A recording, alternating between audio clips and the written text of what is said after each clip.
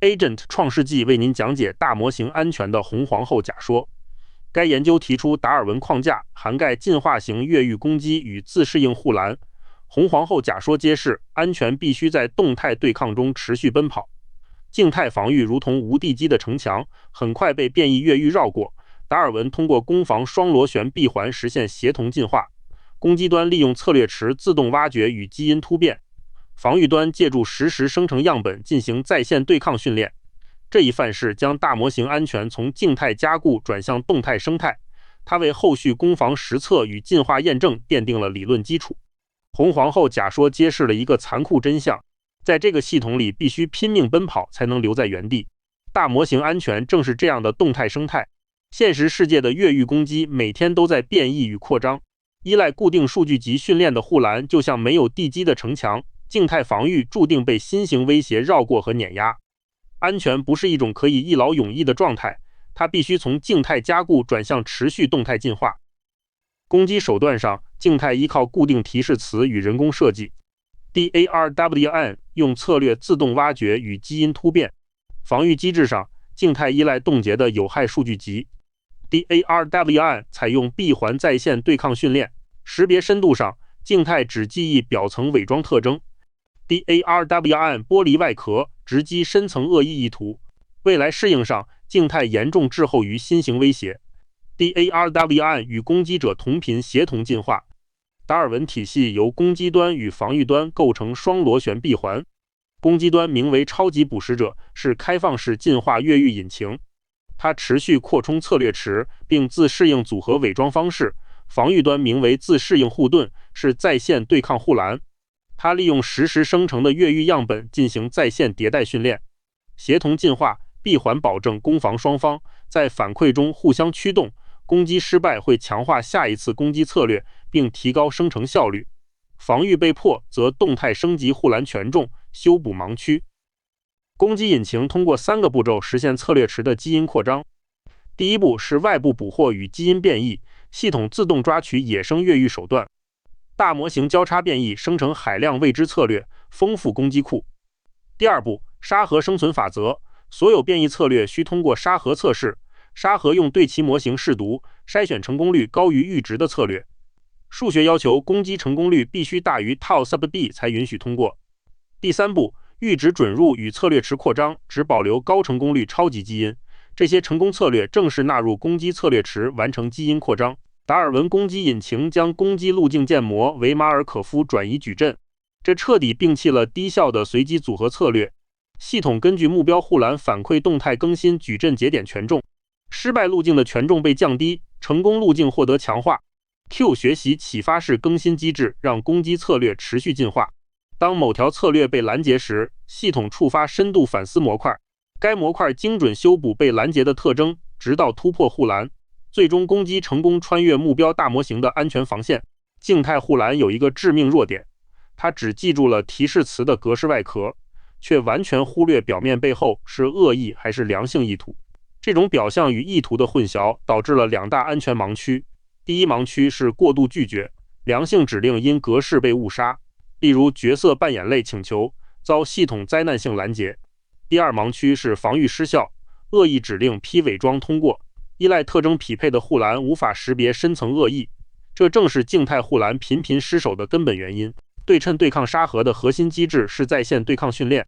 达尔文攻击同时重写恶意与良性指令的伪装，联合训练迫使护栏放弃寻找格式捷径，模型转而建立对底层真实语义的深刻理解，这样既能识别恶意意图，又不会误杀良性请求。恶意指令即使披上复杂外衣，也会被剥离外壳。良性指令套用角色扮演格式也能安全通过。这一设计同时解决了过度拒绝与防御失效难题。达尔文攻击端成功率接近 100%， UFO 护栏的 ASR 为 99%，GPT 5.5 的攻击成功率 92%， DSV4 Pro 的 ASR 为 99.7%， 最强基线 MAGIC 的 ASR 仍低于 80%， 这意味着顶级护栏已几乎全部失守。动态进化池与自适应组合实现尽满破防，结果证实进化式攻击能刺透前沿护甲。攻击成功率只看破防，有害性评分看危险度。达尔文的有害性评分展现深度摧毁，有害性基准上达尔文评分远超传统攻击。对比 TAP、ReNAM 等方法优势明显。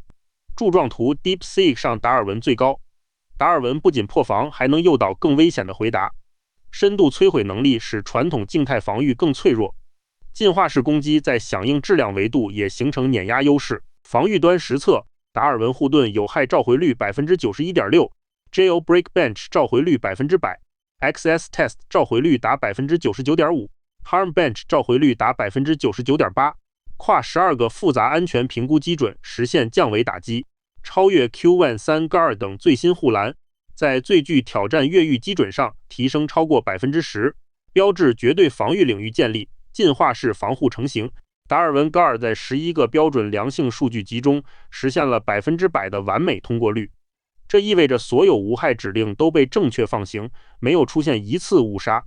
这一成绩得益于良性锚点数据的联合训练机制。该机制让护栏直接识别底层良性意图，而非表面格式。它彻底根除了大模型常见的过度拒绝综合征。过度拒绝会导致正常请求被错误拦截，严重损害实用性。这里的实验证明，防御能力的提升并未牺牲模型可用性。零误杀与高拦截并行，平衡了安全与用户体验。攻击策略池从50个扩张至200个，护栏经历了完整进化。早期形态 Guard 50仅能提供基础特征防御，中级形态 Guard 200则能精准识别深层复杂恶意。在 Jailbreak VRT 2K 基准上，召回率提升了 10.8个百分点 ，Access Test 基准也提升了 7.5个百分点，达到 99.5%。其他如 Aegis 2.0、Beaver Tails 等基准均有显著增益。动态防御能力与攻击多样性呈绝对正相关。进化使护栏从基础特征走向深层意图理解。展示攻击与护栏检查点的对抗结果。左下角红色区域揭示，早期护栏面对高级攻击不堪一击，攻击150打破防护50，成功率高达 84%。